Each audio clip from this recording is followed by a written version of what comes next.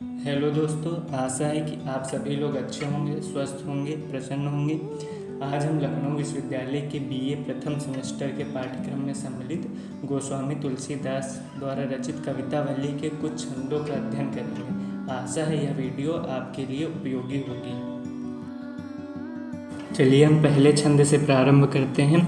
तन की दुति श्याम सरोरुह लोचन कंज की मंजुलताई हरें, अति सुंदर सोहत धूरी भरें, छवि भूरी अनंग की दूरी धरें।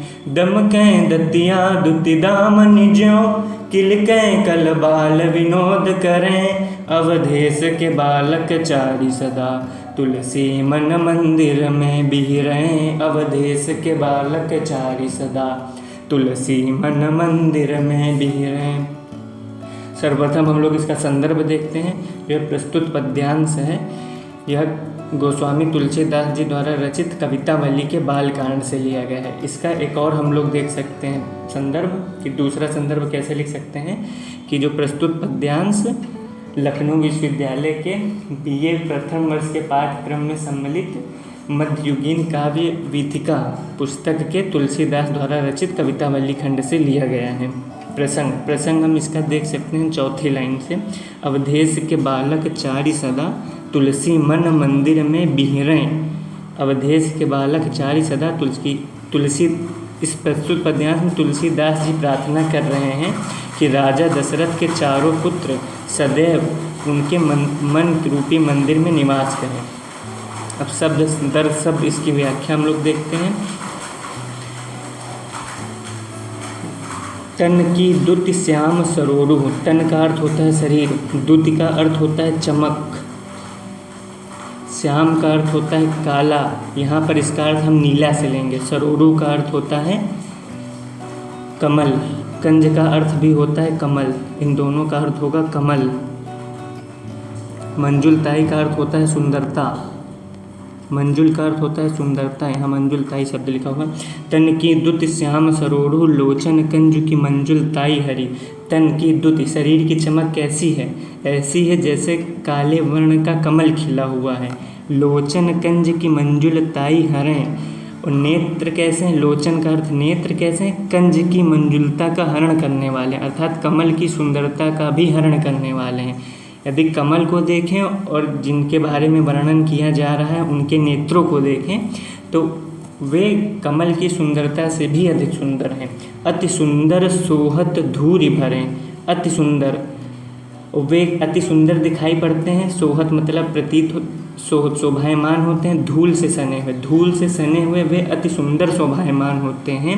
छवि भूरी, उनकी छवि इतनी सुंदर है कि अनंग की दूरी धरे। अनंग का अर्थ होता है कामदेव, अनंग का अर्थ होगा यहाँ पर कामदेव।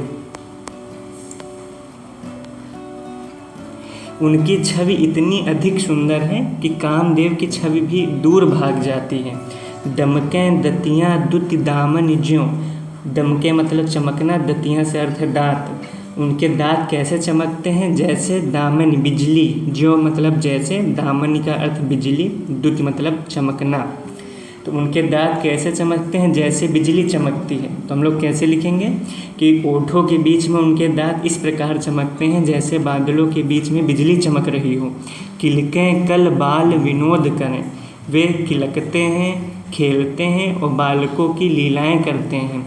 अवधेश, अवध धन ईश, अवध के राजा अर्थात दशरथ के चारों बालक सदा तुलसी मन मंदिर में बिहरें, तुलसी के मन रूपी मंदिर में विचरते रहें। तुलसीदास जी कामना करते हैं कि अवधेश राजा दशरथ के चारों बालक श्री राम, लक्ष्मण, भरत, शत्रुघ्न मेरे मन मस्तिष्क में सदैव विचरते रहें। चलिए पूरा एक बार फिर से पढ़ लेते हैं। तन की दुति श्याम सरोरुह, उनके शरीर की चमक काले वर्ण के कमल के समान है। नेत्र कमल की सुंदरता का भी हरण करने वाले हैं। अति सुंदर सोहत धूरी भरें, धूल से सने हुए अत्यंत शोभायमान हो रहे हैं और उनकी छवि देखकर कामदेव की छवि दूर हट जाती है।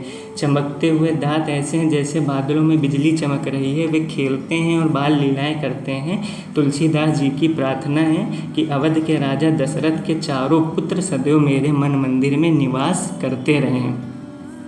व्याख्या हो गई। अब हम लोग इसका विशेष देख लेते हैं। विशेष, ये प्रस्तुत पद्यांश में बाल रूप का माधुर्यपूर्ण वर्णन हुआ है। यहाँ बाल रूप का भगवान के वर्णन हुआ है और तुलसीदास ने अपने आराध्य प्रभु श्री राम के प्रति अनन्य प्रेम काव्य के रूप में परिणित किया है। अलंकार देखिए क्या है, प्रथम और तृतीय पंक्ति में उपमा अलंकार है। देखिए प्रथम पंक्ति है, तन की द्युति श्याम सरोरु, शरीर की चमक कैसी है, तन की द्युति श्याम सरोरु। जहाँ पर समान शब्द का प्रयोग होता है वहाँ उपमा अलंकार हो जाता है। तो तन की द्युति, शरीर की चमक कैसी है, किसके समान है, श्याम सरोरु, कमल के समान है, काले वर्ण के कमल के समान है। तो यहाँ पर तन की द्युति अर्थात तन की द्युति क्या हो गया, ये हो गया उपमेय, ये हो गया उपमेय। और श्याम सरोरु क्या है, उपमान, अर्थात जिससे तुलना की जा रही है वह उपमान हो गया। और श्याम क्या है, ये धर्म है, ये धर्म है जिसके आधार पे तुलना की जा रही है। तो यहाँ पर चौथा एक शब्द की कमी रह गई, इसलिए यहाँ पर लुप्तोपमा अलंकार होगा, लुप्तोपमा। अगर यहाँ केवल उपमा अलंकार लिख देंगे तो भी काम हो जाएगा। दमके दतियाँ दुत द्यामन, जो है दांत कैसे चमक रहे हैं, बिजली की चमक के समान चमक रहे हैं। देखें यहाँ पर ये हो गया उपमेय, दामन हो गया उपमान, ज्यो हो गया शब्द और द्युति हो गया धर्म। ये यहाँ पर हो गई पूर्ण उपमा, पूर्ण उपमा।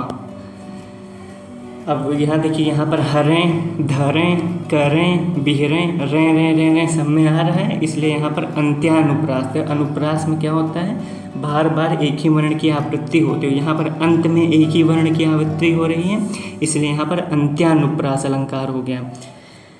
और छवि, भूरी, अनंग की दूरी, देखिए वी, री ऐसे शब्द आ रहे हैं, इसलिए यहाँ पर ध्वनि साम्य हो गया। ध्वनि साम्य, ध्वनि की समानता प्रतीत होती है। तो प्रथम तृतीय पंक्ति में उपमा, चतुर्थ पंक्ति में रूपक अलंकार, अंत्यानुप्रास एवं ध्वनि साम्य दर्शनीय है। इतना सुंदर वर्णन किया। भाव साम्य देखिए, धूसर धूरी भरे तनु आए, भूपत बिहस गोद बैठाए। रामचरितमानस से ली गई है पंक्ति, ये पंक्ति रामचरितमानस से ली गई है कि धूल से सने हुए शरीर से आ रहे हैं और राजा दशरथ उन्हें हंसकर अपनी गोद में बैठा लिए थे। यहाँ पर छंद हम लोग देख लेते हैं कौन से छंद जो है ये छूट गए लिखने से, समैया छंद है। तो इस तरह प्रथम छंद की व्याख्या, उसका संदर्भ प्रसंग, अलंकार, भावसाम्य, विशेष, ये समाप्त होता है। हम लोग दूसरे छंद के साथ फिर मिलते हैं। आप सभी का इस वीडियो में अंत तक बने रहने के लिए बहुत बहुत धन्यवाद। आशा है आप हमसे आगे भी जुड़े रहेंगे।